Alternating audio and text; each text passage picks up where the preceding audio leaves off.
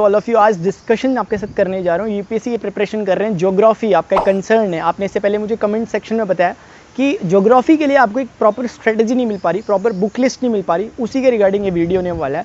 अगले 10 मिनट के अंतर्गत मैं आपको बताने वाला हूँ किस तरह से आपको यूपीएससी के लिए ज्योग्राफी को प्रिपेयर करना है, किस तरह की बुक्स को आपको फॉलो करना है और शुरुआत कैसे करनी है। अगर आप ज्योग्राफी यानी ह्यूमैनिटी बैकग्राउंड इससे रिलेटेड नहीं है, किसी अदर बैकग्राउंड से रिलेटेड है, 9th 10th तक ही आपने ये सब चीज़ें पढ़ी हैं, तो स्टार्ट अभी कैसे करना है, स्क्रैच से अगर करना चाहते हो तो, और एडवांस लेवल तक।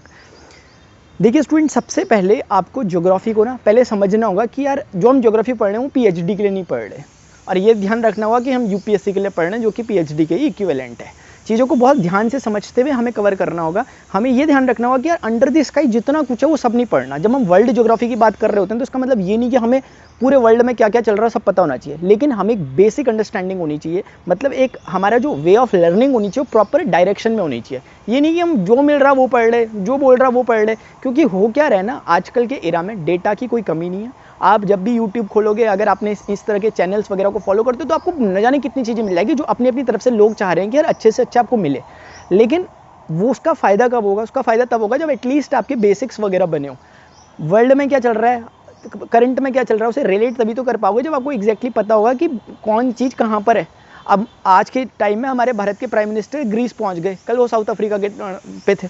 अब इस तरह से अगर हम चीज़ों को रिलेट करेंगे तभी तो हम थोड़ा बहुत समझ पाएंगे कि कौन कहाँ से कहाँ जा रहा। बीच में ऑस्ट्रेलिया गए थे, थोड़ा बहुत कॉन्टिनेंट्स की कुछ तो समझो, हमें पता तो हो कि सिंगापुर एशिया में है कि अफ्रीका में, कुछ तो एटलीस्ट ऐसी समझो। तो अगर आपको इस तरह की चीज़ें नहीं पता पहले से, तो आपको शुरुआत से कवर करोगे ना तो बहुत जल्दी हो जाती हैं। इसमें ज़्यादा टेंशन में आने की ज़रूरत नहीं है कि यार मुझे कितना कुछ करना पड़ेगा। ईजिली शुरुआत से धीरे धीरे कवर करोगे, सब कुछ हो जाएगा। सबसे पहले आपको जिन बुक्स को फॉलो करना है पहले मैं वो डिस्कस कर लेता हूँ, फिर इधर उधर की बातें करता हूँ। इधर आ जाओ। देखो क्लास 11th से स्टार्ट करना, क्योंकि ना 6th से 12th तक रिकमेंड किया जाता है कि ज्योग्राफी पढ़ो, लेकिन मैं समझता हूँ कि वो एक तरह का टाइम वेस्ट है, या फिर उतना ज़्यादा उसमें फ्रूटफुल कुछ मिलेगा नहीं। इतनी समझ अपनी है कि हम 11th की पढ़ना स्टार्ट करेंगे अगर, तो हमें समझ में आ जाता है। 11th क्लास से आपको पढ़ना है। 11th में हमारे पास सबसे पहले ये बुक आ रही है, भारत भौतिक पर्यावरण, यानी कि इंडियन फिजिकल एनवायरनमेंट से रिलेटेड बुक है। इसमें क्या होगा कि इंडियन ज्योग्राफी के बारे में आपको स्टार्टिंग से बताया जाएगा, थोड़ा बहुत बताया जाएगा शुरुआत में कि यार इंडिया जो है अपना इंडियन सब कॉन्टिनेंट है, ये कैसे बना, इसके बारे में हल्का फुल्का आपको बताया जाएगा। फिर बताया जाएगा कि इसमें कौन कौन सी देश की सीमाएं कहाँ कहाँ से मिलती हैं, भारत किन किन कंट्रीज़ के साथ अपनी सीमाएं वगैरह साझा करता है, उसकी तटवर्ती रेखाओं की लंबाई कितनी है, ऐसे कुछ फैक्चुअल बातें यहाँ पर पता चलेंगी आपको। अंडमान निकोबार के बारे में, जो आइलैंड्स हैं उनके बारे में कुछ चीज़ें और एक्स्ट्रा पता चलेंगी। इनको आपने नोट डाउन करते हुए चलना, ज़्यादा इसमें वेट नहीं लेना, ज़्यादा इसमें आपने स्ट्रेस नहीं लेना, क्योंकि इसको एक रफ रीडिंग करते हुए आपको चलना है ऊपर ऊपर से। अब उसके बाद फिर इसमें आगे चलोगे, उसमें ड्रेनेज सिस्टम आएगा, अपवाह तंत्र, जो काफ़ी इंपॉर्टेंट है, काफ़ी क्वेश्चन उससे बनते हैं अलग अलग तरीके से। लेकिन हमें पहले बेसिक से अपने स्टार्ट करना है। हमें समझना होगा कि यार जो मेन रिवर्स हैं, जैसे इंडस है, सिंधु नदी है, गंगा नदी है, उसके बाद ब्रह्मपुत्र नदी है, 3 मेन रिवर है अपनी, जो कि अपने प्लेन बनाती है इंडिया में। इसीलिए इन तीनों को पढ़ना, इनकी ट्रिब्यूटरीज को पढ़ना, ये कहाँ से निकल रही है, कहाँ पहुँच रही है, कहाँ गिर रही है, रास्ते में कोई गॉड जब बना रही है नहीं बना रही है, इस तरह की चीज़ों को पढ़ना। गंगा अपने आप में बहुत इंपॉर्टेंट हो जाती है, स्टार्टिंग से जहाँ से वो निकल रही है, सतोपंथ वगैरह से निकल रही है, अलकनंदा, किस तरह से वो अलग अलग 5 प्रयागों में मिल रही है, फिर फाइनली वो प्लेन एरिया में आ रही है, कहाँ पर मिल रही है प्लेन एरिया में, फिर वो फाइनली कहाँ से नीचे गिर रही है, कहाँ वो ब्रह्मपुत्र के साथ मिल रही है, किस नाम से वो चल रही है। ये सब बातें, छोटी छोटी बातें आपने कवर करनी है इस तरह से ड्रेनेज सिस्टम में। फिर ये तो आपने ऊपर की वो देखी जो हिमालय रिवर्स है, उसके बाद पेनिनसुलर रिवर्स जो होंगी वो नीचे पे आप देखोगे। सारी बातें जो मैं बोल रहा हूँ इस बुक में मिलेंगी आपको। जो प्रायद्वीपीय भारत की जो बाकी नदियाँ हैं, गोदावरी, कृष्णा, कावेरी, इस तरह की जो नदियाँ वो आप करोगे, तो इस तरीके से ना सिस्टमेटिक वे में करोगे। और उसमें मैं अगर बोलूँ, मैंने इधर उधर की बहुत सारी बुकों से कंसर्न किया है, लेकिन लास्ट में मैंने पाया कि एनसीईआरटी ने टू द पॉइंट चीज़ों को लिखा हुआ। अगर आप कोई साइड बुक, एक रिफ्रेशर टाइप की एक रेफरेंस बुक ले भी रखी है आपने, लेकिन एनसीईआरटी को साथ में जरूर पढ़ना, फिर हो सके तो कुछ एक्स्ट्रा चीज़ें कवर करने की कोशिश करना। इसी तरीके से आप आगे जाओगे, क्लाइमेट के बारे में, जो फॉरेस्ट एरिया है इंडिया का, उसके बारे में आपको जानकारी इसमें मिल जाती है, जो पहली बुक है। दूसरी बुक आप अगर देखेंगे, जो कि अक्सर लोग पहले जब ज्योग्राफी पढ़ना स्टार्ट करते हैं तो इस बुक से स्टार्ट करते हैं। ये भौतिक भूगोल के मूल सिद्धांत हैं, यानी कि इसमें बेसिक प्रिंसिपल्स बताए गए फिजिकल ज्योग्राफी के। बेसिक प्रिंसिपल क्या हो सकते हैं?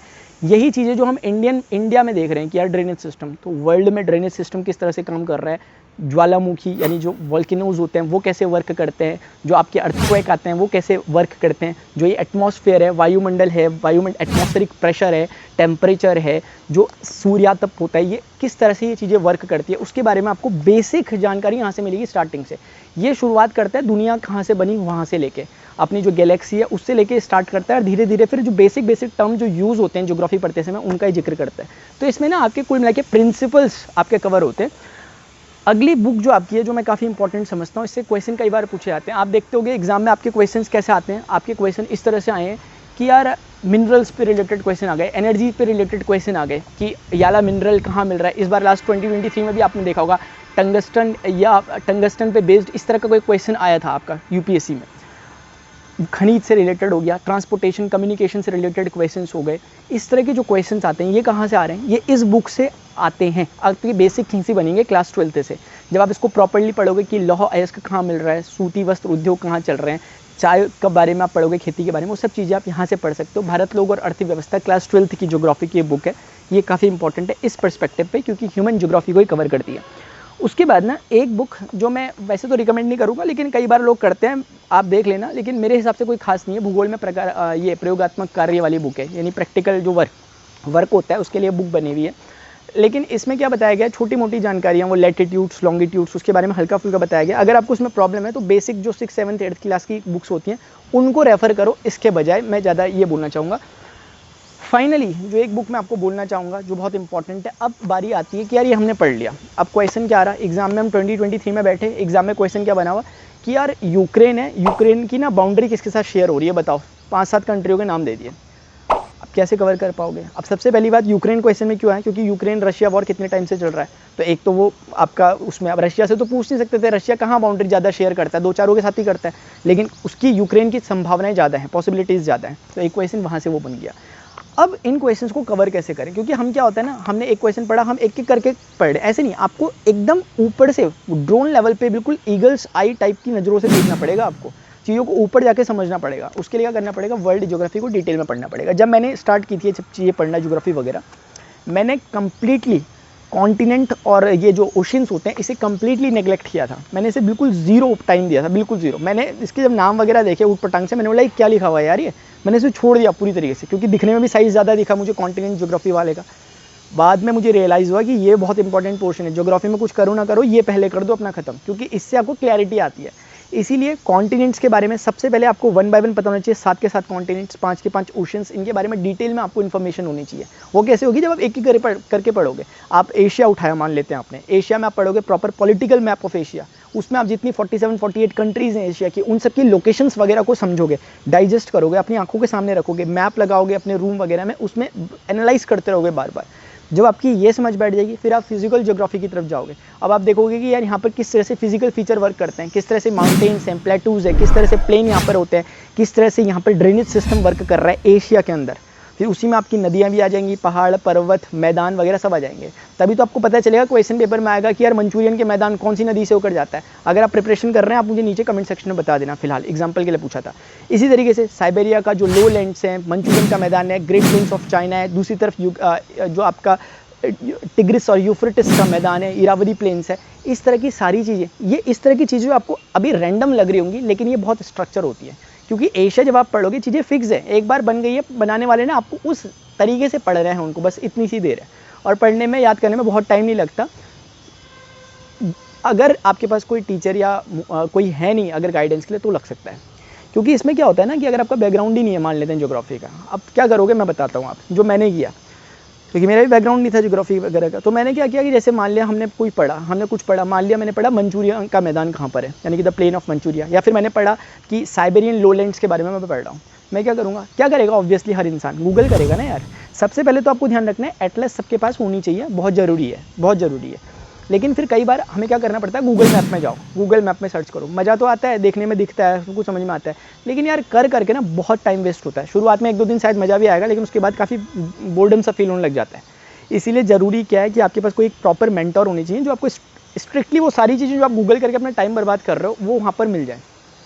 ये काम मैं कर रहा हूँ। मेरे वीडियो लेक्चर्स जो मैंने स्टार्ट किए हैं, वर्ल्ड ज्योग्राफी के लिए एक सीरीज़ स्टार्ट की है, इसमें मैंने क्या किया, अभी स्टार्ट करा है कॉन्टिनेंट से, एशिया, फिर उसके बाद अफ्रीका, यूरोप, ऐसे करके north America, south America, Eurasia, ये जो आपका ओशनिया है, इन सबको कवर करते हुए मैं पहले कॉन्टिनेंट्स को कवर करूँगा। अगर आपने कॉन्टिनेंट्स कवर कर लिए प्रॉपर ना, बहुत बड़ा पार्ट आपने ज्योग्राफी का कवर कर लिया।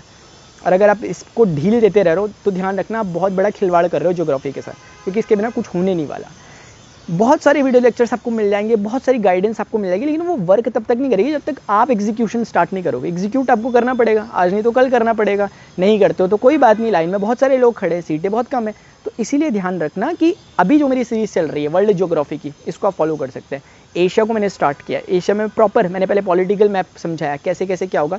शॉर्ट क्रिस्प वीडियो रखने की कोशिश करता हूँ, और वो तभी पॉसिबल हो पाता है जब उसके पीछे मैंने बहुत ज़्यादा लंबा टाइम दिया। लिटरली अगर आपको बोलूँ ना, आपको वीडियो आधे घंटे का जरूर दिखता होगा, लेकिन मेरे उसमें 6 से 7 घंटे आराम से जा रहे हैं, क्योंकि सारी चीज़ों को कंपाइल करके लिखना पड़ता है। वो सारी चीज़ें जो माउंटेन्स है, प्लेटूज हैं, जितना कुछ है वो आपको विजुअलाइज कराना है मुझे, सिर्फ मुंह से बोल के नहीं चलना, वो दिखना चाहिए आपको मैप में। फिर उसकी रेलेवेंसी समझ में आनी चाहिए, कॉन्टेक्स्ट बनना चाहिए, उसके पीछे बहुत बिहाइंड द सीन काम किया जाता है, तब वो अल्टीमेटली आप तक पहुंचता है। तो आप ये मत सोचा करो कि 20-25 मिनट का वीडियो है यार, इसमें क्या, उसमें आपको ये भरोसा रख के चला करो कि इसमें सारी चीज़ डाल दी है, वो चीज़ जो स्टूडेंट तरीके से चीज़ों को पढ़ना चाहता है उनके लिए है। वो तरीका मतलब यही होता है कि जो यार हर चीज़ को चाहता है कि ये चीज़ कैसे हो, जो लिंक करने की टेंडेंसी रखता है, जो सिर्फ रट्टा मार के चलने वाले हैं, जो ट्रिक्स पे भरोसा रखते हैं। मैं ज़्यादा ट्रिक पे भरोसा नहीं रखता। हाँ ठीक है, कुछ नाम याद रखने के लिए काम चल गया, लेकिन एक्चुअल अंडरस्टैंडिंग अगर हमारी नहीं बनी तो यूपीएससी की प्रिपरेशन करना फिर ये हम मजाक ही कर रहे हैं इसका मतलब। ठीक है, तो इस तरीके से आप करो। हिस्ट्री की अलग से क्लासेस चल रही है, ज्योग्राफी की इन क्लासेस को जरूर ज्वाइन करें, क्योंकि मैंने इस पर बहुत टाइम दे रखा है। मुझे पूरा भरोसा है जो भी स्टूडेंट इसे देख रहा है उसे अगर ABCD भी नहीं आता कुछ ज्योग्राफी का, बहुत अच्छा कुछ कर सकता है। मैथमेटिक्स ऑप्शनल अगर आपका है बाई चांस, जो कि बहुत कम स्टूडेंट रखते हैं, उनके लिए मेरी वीडियो लेक्चर्स चल रहे हैं। 13 बुक होती है मैथमेटिक्स ऑप्शनल में, उनको आप ज्वाइन कर सकते हैं। ऑलरेडी मेरा कोर्स चल रहा है, जो कि मेरे ऑलरेडी स्टूडेंट है, मैं 50 स्टूडेंट्स एस्पिरेंट्स को लेता हूँ सिर्फ, जो कि यूपीएससी मैथमेटिक्स ऑप्शनल की प्रिपरेशन कर रहे हैं 1 साल में। वो ऑलरेडी कोर्स कंप्लीट हो चुका है, एप्लीकेशन है जो मेरा उसमें चलता है, तो वो तो मेरा नहीं चल सकता। इसीलिए मैंने मैथमेटिक्स ऑप्शनल के लिए अलग से यूट्यूब में जितना अपने एंड से हो सकता है टाइम निकाल के क्लासेस लेने का डिसाइड किया। तो आप उन्हें भी फॉलो कर सकते हो अगर आपकी यूपीएससी मैथमेटिक्स ऑप्शनल तो होपफुली स्टूडेंट्स, जो कुछ मैंने आपको ज्योग्राफी के बारे में बताया, जो बुक लिस्ट के बारे में मैंने आपको बताया, वो आपको समझ में आएगा। स्टिल आपके मन में कोई क्वेरीज हो, आप नीचे कमेंट सेक्शन में जरूर लिखना। आपके मन में एक क्वेश्चन अभी आ रहा होगा कि यार ये सब कुछ जो एनसीईआरटीज़ हैं क्या सफिशिएंट है? सफिशिएंट वर्ड को तो डिक्शनरी से हटा दो अपनी, सफिशिएंट कुछ नहीं होता। बड़े से बड़ा स्कॉलर भी अगर होगा तो हम ये नहीं कह सकते कि वो 100/100 स्कोर कर देगा।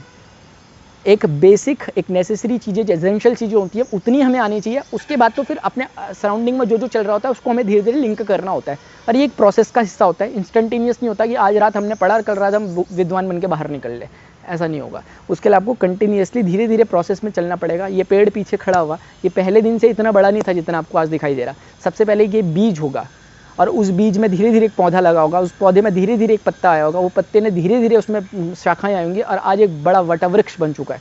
तो ये एक प्रोसेस का हिस्सा है। हम नहीं बता सकते कि किस पर्टिकुलर दिन, सोमवार या मंगलवार, किस दिन ये बड़ा हो गया इतना। ये किसी एक दिन बड़ा नहीं हो गया इतना, ये हर दिन बहुत थोड़ा थोड़ा, बहुत थोड़ा थोड़ा, इतना थोड़ा थोड़ा कि हम कभी उसे विजुअलाइज भी नहीं कर पाएंगे अपनी आंखों से। इतनी छोटी छोटी सी इसने प्रोग्रेस करी है, और वो इतनी छोटी छोटी सी प्रोग्रेस कलेक्टिवली आज इतने बड़े पेड़ के रूप में हमें दिखाई दे रही है। तो ऐसा ही कुछ आपके साथ भी हो सकता है, लेकिन आपने कंसिस्टेंटली और बहुत धीरे धीरे धीरे धीरे प्रोसेस पे भरोसा करते हुए मेहनत करनी है। अभी के लिए स्टूडेंट्स इतना ही, मिलते हैं नेक्स्ट सेशन में। Till then goodbye, see you, take care, जय हिंद, बाय बाय।